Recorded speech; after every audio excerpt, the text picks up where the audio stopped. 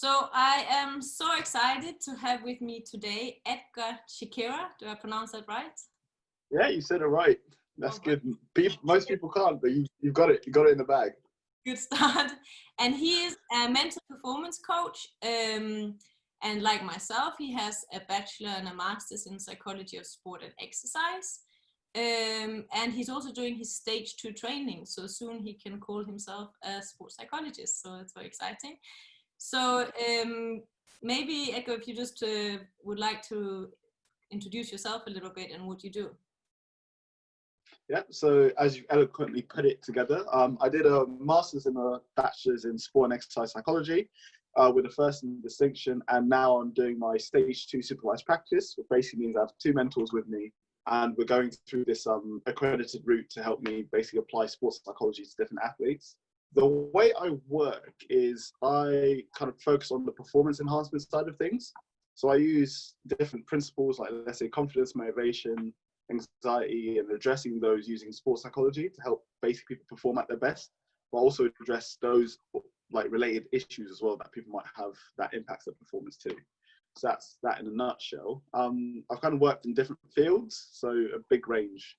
As I like to put it, I put my hand in a lot of baskets. So I've worked within CrossFit, with boxing, athletics, rugby, football, and now within esports as well. So different titles. So with like Fnatic XL and other like big esports organizations. So I basically apply psychology wherever I go to help people perform at their best. And still been doing it for 2 years now, which is nice after I finished my master. So enjoying the ride, but it's a love. There's a love for it as well, which is why I'm still here. Yeah.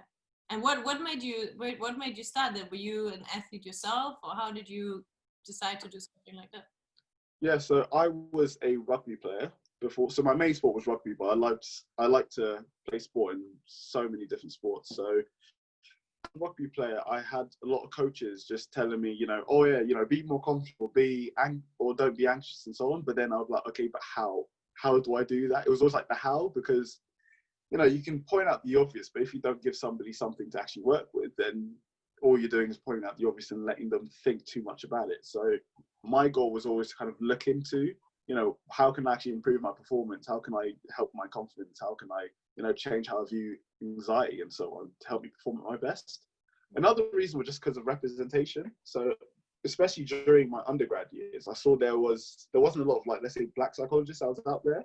So I also wanted to kind of show this like path that can be taken in terms of actually like representing some athletes as well, because a lot of the athletes that I've worked with as well have been black. So helping kind of use my own experiences from like a cultural background as well, and within the UK, and actually apply that within the practice is something that I felt like needed to be done too. So those are kind of like the 2 main reasons of why I kind of got into sports psych and continue doing it now.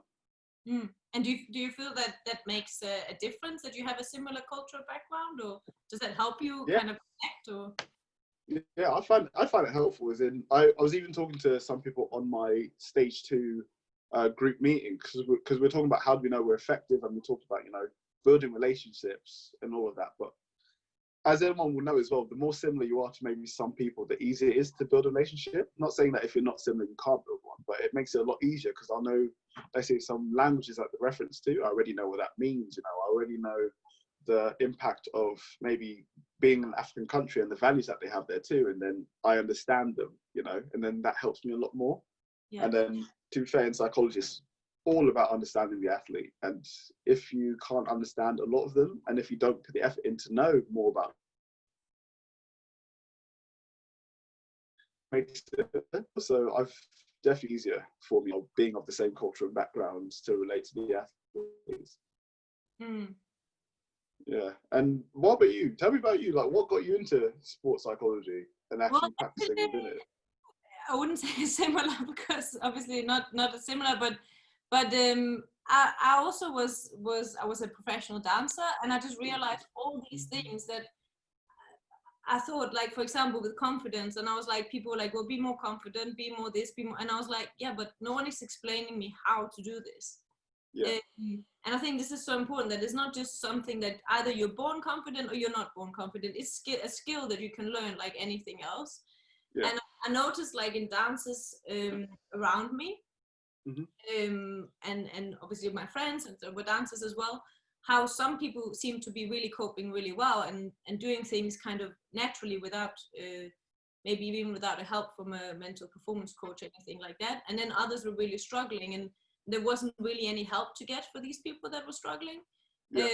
And that just made me interested in sports psychology in general. And then obviously when I started studying it, then you start learning the tools for it as well.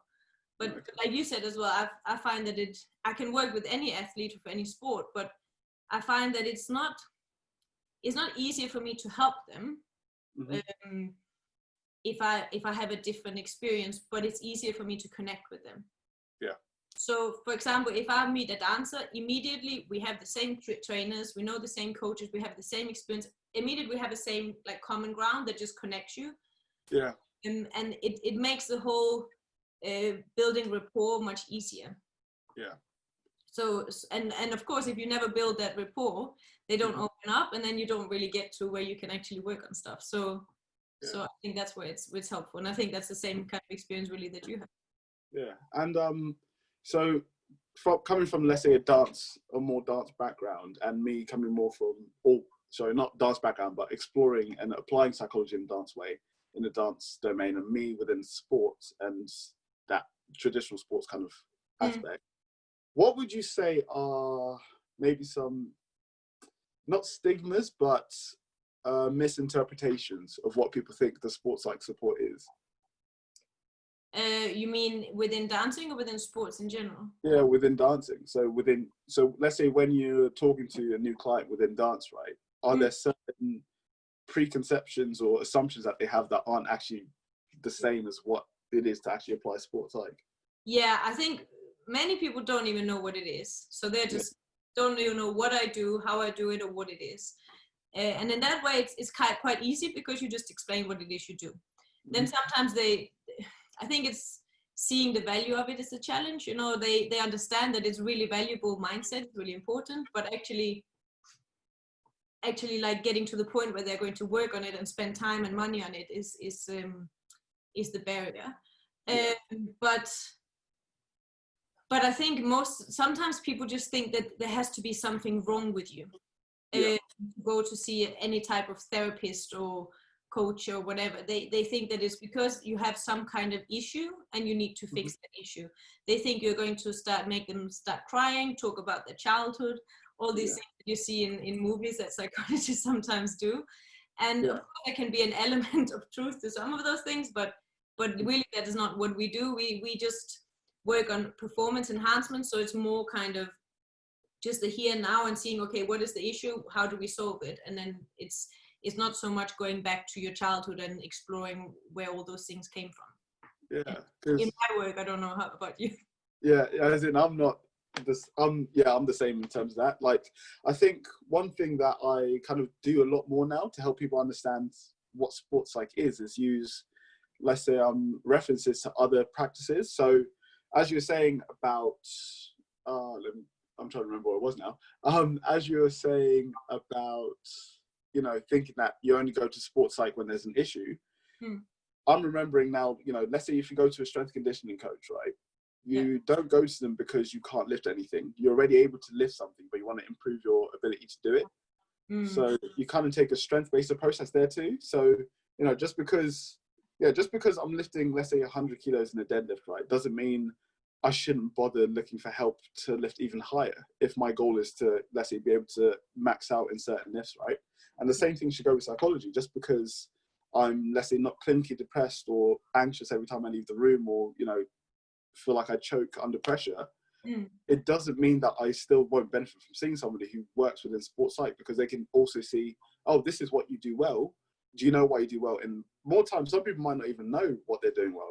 Some people might be like, oh, it's been going well, and I've just rolled with it. But if you actually, pick out the good things that I do, maybe it's like you realize you have a really good social support network, or you realize that you're able to disconnect your thoughts from what you're doing in the moment and not let negative thoughts impact that. Then you start realizing, oh, I have these skills. And then when you do inevitably find, let's say, that brick wall that you run into during performance, this is my strength, I can use it, and this will help me basically become even better. than I am, but it's more of like kind of exposing that to a lot of performers to begin with. Like I said, not even just in traditional sports, but I do it within gamers or within esports. You can do it within dancing as well, and you know, take that approach. But like I said, it's all about exposure really in that case. Yeah. And I think, like you said, it's all about like awareness as well. Just because if you suddenly become aware, even if you don't have any challenges at the moment, if you are aware of what really motivates you, then you can also suddenly understand, okay, if I suddenly lose motivation, where do I go look for it again? Yeah. And I think also just sometimes like having a structured approach, because I have many dancers, they have, for example, a sort of pre-performance routine, but it's not really structured in that way. And just getting it into a structure and being like, okay, this is how we do it. Or for example, how we evaluate after a competition or a game. Just getting that into some kind of structure, I think just is really helpful. Even with goals, goal setting, you know, like setting goals, they're like, yeah, but I have a few goals. Yeah, but is it in a structure? You know exactly what to do and why and how, and then that's when it becomes really, I think it just creates a different awareness, and that does a lot for the athlete. Yeah, definitely. Opinion. So yeah, and then we had this this conversation, the two of us, before, and I wanted to just discuss it again, because I think it's something that's so important. Because so I do this a lot. I post a lot of quotes on my Instagram, and I don't know if you do the similar thing. And sometimes I'm not really sure if I should be doing it, because there's so many, you know, of these motivational videos going around, and obviously that's great. Yeah. Also, like sometimes to watch motivational videos or like life coaches, and it's all good. Yeah. And it gives you some kind of like, yeah, let's just do it, or whatever it is they say, and you like gives you a little kind of a boost. But I think it's so important to understand the difference between motivational videos, motivational posts, and motivational speakers, and then what we do, because that is not what we do. But then again, of course, it overlaps somehow. So what is your opinion on that? Yeah, I definitely feel like there's a place with motivational videos. Like even I think I remember watching some when I was like 15, and I feel like without some of those, it wouldn't have gotten me to where I am in terms of like, let's say, understanding certain bits about motivation and ways to help me like go through difficulty. And it has its place, but I think to say that all you need is a motivational video is out the window. I mean, there was another term that was popping up in my head, but I thought I better not say that instead. But it's like, you know, you got to know the limits of it. It's like, I'm trying to find another analogy. It's kind of like going to, let's say, going to someone who specializes like in one field, right? Let's say it's like a vegan specific nutritionist, right? But you're not a vegan in that way, and you eat a different range of foods, meats and whatnot, but then only going to one person and asking them for advice and only using that advice, but it doesn't match with everything else that you do or all the other dietary foods that you eat in. I don't know if this is a good analogy, but I'm rolling with it now. But in terms of that, as in like, you can't use just one motivation to help generalize to everything. I can't use motivation just to link with, let's say, confidence, or to help me with my anxiety, or to help me with let's say with beliefs or attention and everything. It can help a bit, but there's so many other strategies that, let's say, sports psychologists or people who work within the sports psychology field know, because we know different models and also we know evidence behind it. Because sometimes, or it's easy as well as, let's say, a life coach or motivational speaker, to rely on, you know, what's my experience has been. But you also need to remember that they're using their experiences, not research that they found that, you know, looked at different athletes and seen what's worked for other athletes. They looked at, you know, this works for me, and this is my story, and I want to use my story to help you guys through difficulty. It's not saying, yeah, I've looked through research, I've done this many readings, I've looked at this theory, and based off of the evidence there, this is what will help you. So there's just a need for people to be aware of what they're getting from it, and not to cancel out any more relevant support because they're just watching motivational videos. Yeah, that's the thing. Like, it can be helpful in the moment. So in the moment you're about to go on and someone says something motivational, and it just for some reason by miracle connects with you, and then okay, you get a little bit of a boost. Yeah. Okay, that's okay. But I think as a long-term solution, it's not a solution. Yeah. It's more just a little whatever. It's like kind of someone telling you, oh, smile. and then you're like smiling and yeah, okay, but Yeah. you really need to look at like techniques and tools and understand, okay, why am I in this place? Yeah. How do I change this? What kind of techniques can I use in that situation? And I think, like you said as well, with like experience and then having some education compared to just having your own experience, is that you can help people. Like, experience teaches me to help someone with my exact personality in my exact situation. Yeah. And there might be other people with my, maybe not exact personality, thank God, but but similar. So if someone is similar to me and they have a similar experience, maybe they can use that for something. Yeah. But there might be someone, for example, I never got nervous for competitions. Mm-hmm. So if I'm suddenly working with someone who got nervous, would I not be able to help them then, because that wasn't my experience? But I am, because I know how that works. I know the model for it. I know how that usually goes around. I know the techniques to get out of it. So I can help someone with any issue, even if it's not a challenge that I've had. Yeah. And I think that is so important, because otherwise we would only be able to help people similar to ourselves. Yeah. But I think as well with motivational speakers is that, you know, you have that charisma that's there, it's that energy, and it's really infectious. And I can't lie, like you watch the videos and you feel it, you know, you can feel, let's say, the passion behind it, and it's influential. Yeah. But then remember that it's an influence. It's not saying that this will lead to significant behavior change, because if you think about it, thousands of people will watch it, or not even thousands, like let's say millions of people watch motivational videos, but how many of them actually see change? And that's the thing within sports psych, is that we look at, let's say we'll agree on like an outcome that they want, you know, whether it's within, let's say, emotions, performance, feelings, thoughts, whatever that they choose, and we can actually monitor how that goes. And you're also taking like a one-on-one approach. You're not taking this generalized approach. You're focusing on, let me focus on you as an athlete, and let me focus on your needs and your expectations. Let's basically go through the journey together as well. And then that's also where sports psych comes in, because as in I always tell my athletes as well, is that I get the joy of knowing that I've been part of your journey and seeing that you're performing at your best as well. It's impactful, and seeing those messages, you know, being like, oh, you've helped me through my journey, dealing with emotions, I've applied it. And then it's because we're so involved in that process, that's what helps us. Or I think that's what needs to be also valued as well, because everyone likes someone being part of their journey and feeling like, you know, that they're being heard. Yeah. Because if you rely on just different videos, they're not tailor-made to you as an athlete. So it's just that to also consider as well. If anyone ever debates, do I watch motivational videos or do I speak to a practitioner? I would definitely say speak to a practitioner. But if you can't afford a practitioner, look for resources. And also, if you need to, maybe use motivational videos in those times where you're a bit down and you just need to kick up to get to another level to do something. It's not a case of either or. So it's not like either I watch a motivational video or I go. It's two things that you can do both, because it doesn't do the same thing. It's not the same. It doesn't fix the same problem, and it's not. It's not really the same thing. Like, you can watch a motivational video. It's like you can watch a movie and you feel inspired. Well, that's also wonderful, but it doesn't really change your confidence or anxiety in a competition or whatever you might have on a game. Yeah. And I think also, like you said, with like being part of someone's journey, I think this is what's so important. And for me, my two main jobs are, first of all, performance, not first of all, one of them, performance enhancement. So of course, seeing someone getting better results and winning that medal is amazing, but equally also well-being. So making sure that they're healthy on that journey. So for me, it's not just about like, okay, are you going to get that medal and then you're going to break down emotionally during this time. Ideally, I would like them to get the medal and at the same time feel happy with themselves, feel completely relaxed, and just feel like they're being their best self, because that's really what they can use later on as well. So I think for me, those two routes are like the most important thing, and both of them are really satisfying to see someone accomplish. Yeah, exactly.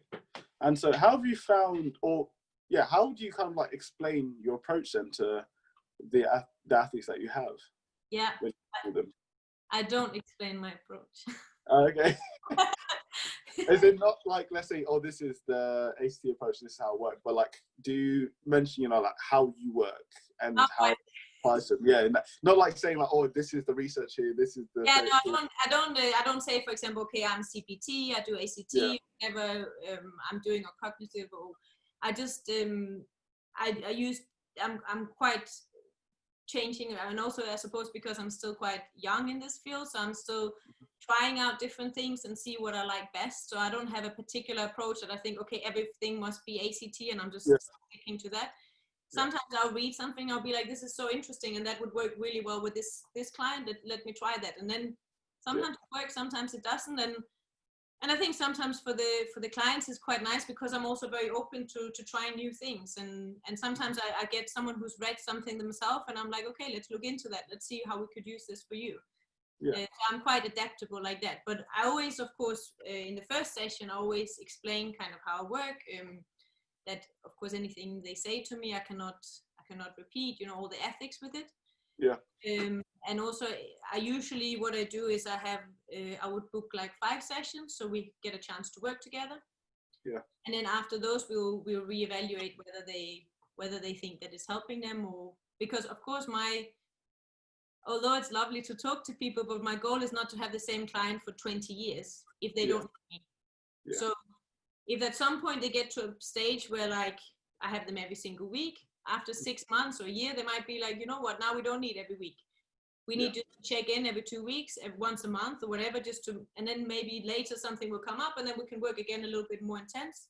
Yeah. That is my goal. I don't try to keep someone in a session, even though sometimes you become almost friends with them or have a friendly kind of rapport with each other. I don't just sit and talk as friends for now every week. Yeah. So then I try to say, okay, maybe now is the time to just check in a little bit. Yeah. Yes. What about you? What do you do with your kind of approach? Do you explain that, or how do you explain that? Yeah, I'm kind of with you. So the way I normally work is, let's say if I had like a basis, right? I wouldn't tell them that it's like, that's cognitive behavioral therapy, but it's, let's say, a cognitive behavioral approach. So, knowing the techniques that are under it, but then I'll normally let them lead. So it's like the first session is normally like storytelling. So I get them to just obviously walk me through their journey, their current experience as well, what they feel like they need to work on. And then after that, going through the process of seeing like, oh, this approach might work better with this athlete, and also seeing, what they've been exposed to before. So if they've kind of looked more from a mindfulness background, then focusing on that more, using that strength that they've already developed.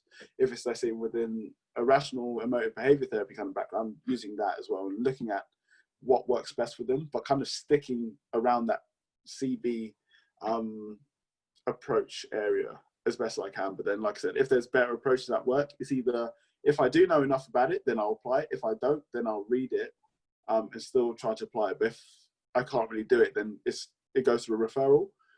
Because, the last thing I want to do is just kind of guess my way through to an athlete and just be like, oh, maybe this will work. I'm not too sure. I don't know enough about it. And if I feel like someone else would be better applying it, then I'll be like, oh, you can actually refer or contact this person.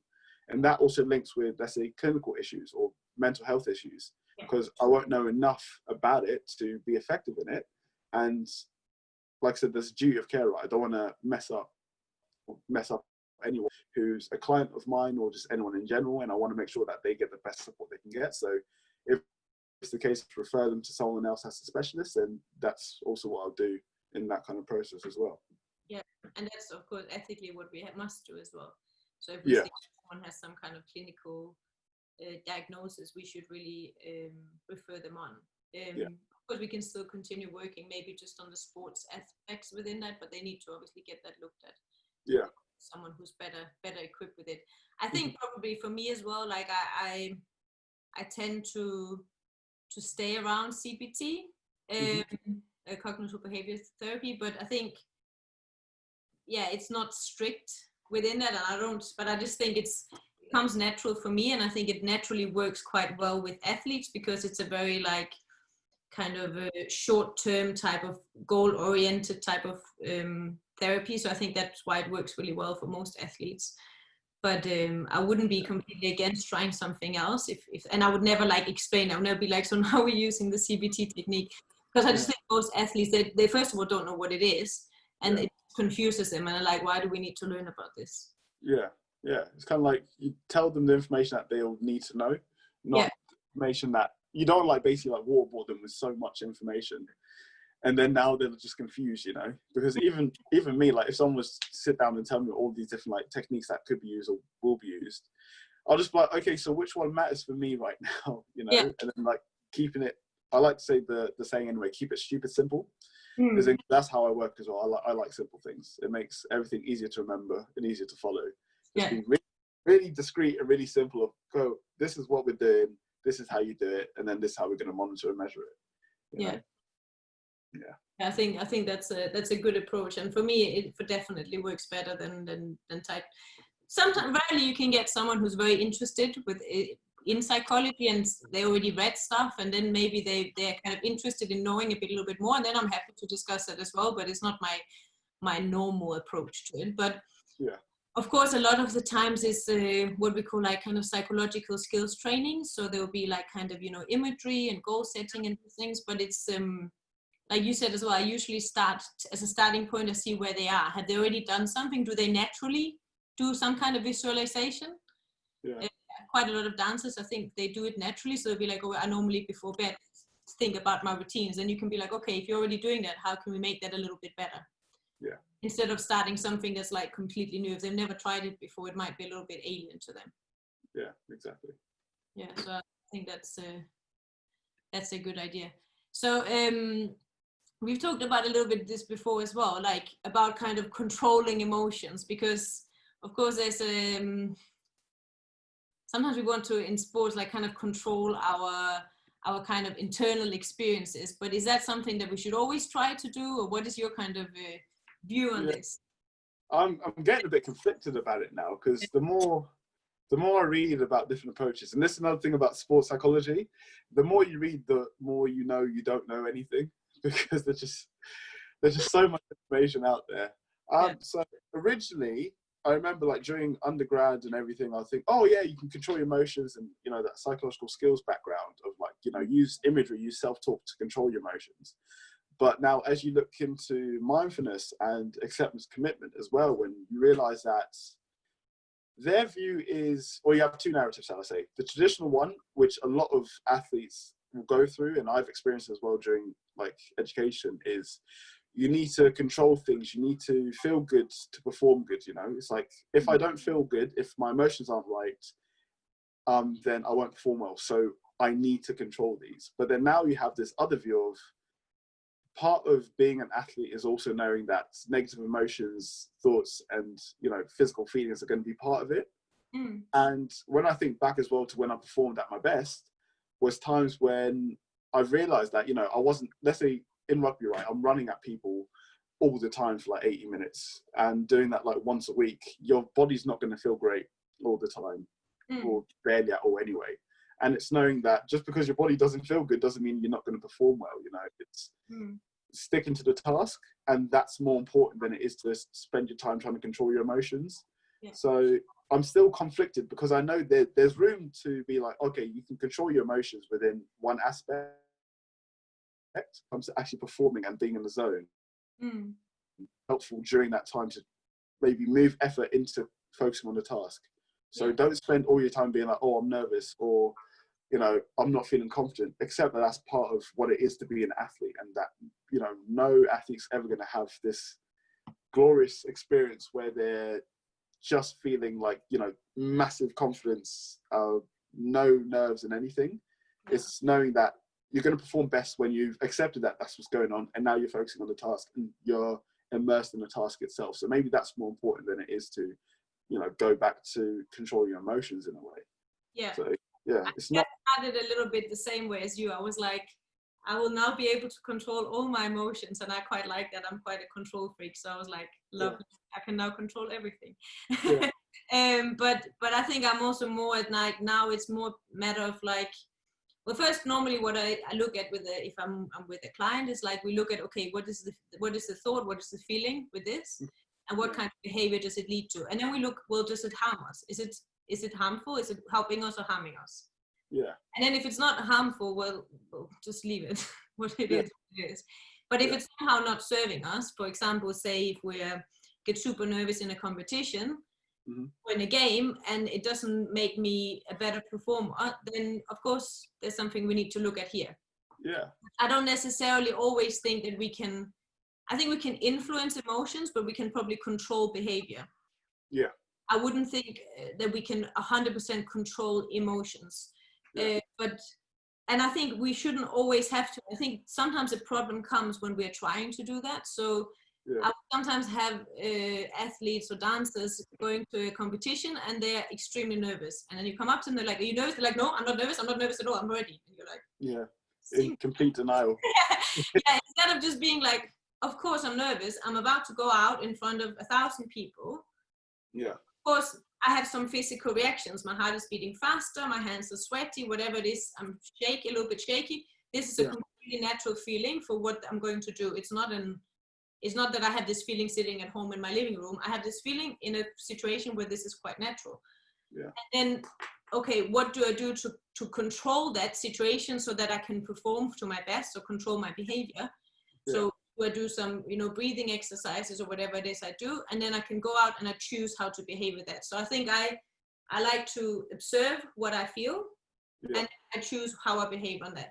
But of course, getting to the point where you can actually make that choice where it doesn't just become like feeling behavior is the challenge. And I think it's a challenge for all people. I see that even myself. So I think it's getting to that point where you can decide of what your behavior should be. But I think ignoring it and just saying like, I don't have this feeling is definitely not a good choice, because it doesn't make it better. It's just accepting, okay, of course I'm nervous. How do we deal with it? Yeah. And it even goes back to, I think nerves is just always a big one, because there's always this negative like interpretation of it. But now you think about, I think the research as well was saying like, you can't always change how intense your nerves are. Maybe more within, let's say, the physical part of it, for let's say some deep breathing or some muscle relaxation techniques. But either way, it's like knowing that nerves are part and parcel of being a performer, and also being like, okay, I know I'm ready now. So there was, I think, this talk about, or this performer who, before he went up on stage, he would still feel sick, but then he knows that, oh, because I feel sick now, I know I'm ready to go. Yeah. And kind of interpreting in that way. So you already accept that nerves are part of it, but you basically engaged in controlling it by knowing that that's what it means to be a performer, and this is what I need to actually help me rather than hinder me. And one thing as well that I remind people is, I think I did a workshop with some boxers about nerves, and just kind of seeing it as an indication that, fight or flight response is like kicked in, so you now have like the energy is being put into your muscles, right? And you're nauseous because blood's going away from your stomach and now being diverted more towards the muscles, and you're hyper attentive and everything. So use that to your advantage. Don't think that it's going to stop you from performing. Think that's going to help you with performing. So yeah, there definitely needs to be a different change in it, but it's nothing in psychology is ever black or white as well. So some people can control emotions, I guess, but never completely. But yeah, so many different approaches that can be taken. Yeah, and I think, like you said, with nerves, is the interpretation of it is really important, because I would say that I never get nervous. I never feel nervous. Yeah. But then if you want to explain, well, how do you feel before I go on and have to perform? Yeah, I feel my heart racing, and then my palms get a little bit but I just think that it's because I'm excited. Yeah. But is it not really nerves? So it just depends. Well, how do you see it as? Do you see it as something positive, or do you see it as something negative? Yeah. And I think for some people, like even for myself, I'm extremely relaxed. So if I'm too relaxed, it's not a good thing. So having that kind of sense of heightened awareness for me is usually a positive, because it means that I'm actually going to do something. Otherwise, I'm just going to be like, Can you imagine performing if you're like really relaxed? Well, I have done, and also, of course, for some people it can be good. So I think it depends also who you are. Yeah. Because if you are naturally a quite nervous person, then you can probably say, okay, the more relaxed I am, the better. Yeah. But if you're naturally quite relaxed, you probably need to hype yourself up a little bit. And that's why I think as well, there's never like a bright answer. And I think for me, that's why psychology is so interesting, because there's not like just one answer. It's not even like you have controlled emotion, this is how you do it, I think in the beginning we like to put everything into boxes like that. I knew I like that anyway. Yeah. I was like, okay, this approach, you have negative, we do this. But it's not that simple, and it's always like working with each individual person. And I think every person I work with, I learn something new about their experience, and and how they experiences and how we work around different areas. So yeah, exactly. what I really like about it. That's great. Yeah. Yeah. Well, it's been great talking to you and having a little bit of a debate about some of these topics that we obviously work with every day, and hopefully other people will find it interesting and useful to also hear kind of how it is to work with what we do, and maybe someone would like to be a sports psychologist themselves. Yeah, exactly. It definitely, like, just providing them insights, of what it kind of means as well to work within it. So I think, like I said, one thing that people don't, or I haven't seen a lot of, is talking about, that buy-in or, value placed in sports psych, talking about the difference between motivational videos and that aspect to what we provide, and also knowing that, controlling emotions is good at some points, but there's also other aspects that you can apply as well that helps with performance. So yeah, hopefully anyway, the people that are listening or watching actually find a lot of value in what's being said. Yeah, it's definitely been a good call, just to, like, voice thoughts, and get it out there. And I think if I can give any advice for me, from me to someone who's like interested in doing something similar, is to get education, like proper education. So it's lovely to read, and I've done this myself, and especially before also I started studying, and I still do, reading all these motivational books and reading books in general is great, and watching videos and this is all really good, but you need some kind of structured proper education to really understand and get a deeper understanding, because unfortunately I think there are too many people that works as kind of coaches and even kind of performance coaches that doesn't really have an education, and I think sometimes you can do more damage with that. So yeah, definitely, like going through, let's say, certain like CPD courses, right? That's, let's say, accredited within sports psych, and even as well, talking to people that are actually professionals in the industry does help, because they're coming from a research base and going through uni, because not everyone can go through uni as well, or even afford to go through uni, and kind of expand the network and also critically think, I think, is going to be the really important part. Don't take everything at face value, because if you do, then I think there was one bit, or an example I can think of is, let's say if I took all diet fads at face value, then why hasn't anything particularly worked in the long term? It's because you can't take at face value. There's certain things that work, and that's, you need to evaluate and analyze. Like if I was to eat clay, that's not going to really help me be as healthy as I can be, in that regard. So it's kind of just critically think about, what is being told to me. Does it make sense? Does it match with, let's say, research or other people's experience of it as well? And just use that, because that's definitely something that might be lacking in some people. Exactly, and I think that's the reason that I like education, because what they teach you at university, for example, is to critically think. But of course, if you don't have this opportunity, or you're not able to for whatever reason, then it's good just to try and at least be aware of that yourself, to really be critical of anything you read. And I think also, instead of just reading kind of popular kind of literature, then maybe trying to read kind of research articles and stuff like that. But I know when I started studying, like in my bachelor's, when I started reading this, and of course English was not my first, it's still not my first language, but it's not my first language. And then reading these like heavy things, I was like, why do they write all this like difficult words? Like, just say it normally, like, what is this?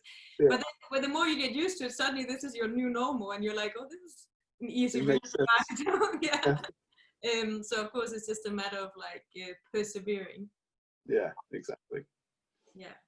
Well, thank you so much for chatting with me. And if people want to connect with you, like on Instagram, or they want to hear more about anything you do, or want to connect with you, how do they connect with you? How can they contact you? Yeah, so my Instagram is under psych. I think it's either underscore or dash, I keep forgetting. Check, so PSYCH_CHEK, or they basically have a website as well that has different resources for psychology. So that is www.psych-check.co.uk. Once again, spelled PSYCH-CHEK. And yeah, there's like different podcasts with like elite athletes on there. infographics on there as well, articles, and also some videos or links to videos as well. So yeah, that's all for free as well. Just resources just to help people actually understand, different psychological principles and how to apply certain things and what certain things mean and explanations and all of that. Yeah. And So I have also on my website, I'll put them both up at the end, but I also have obviously resources, but I definitely think that, especially also for the dancers, if they're watching, definitely go and check out your website as well, just to get a little bit of a different perspective and seeing it from because dancers are athletes, so, and all of the things are really something you can apply to your kind of sport. So I think that's a good tip. Yeah, great. It's been amazing talking to you. Nice talking to you.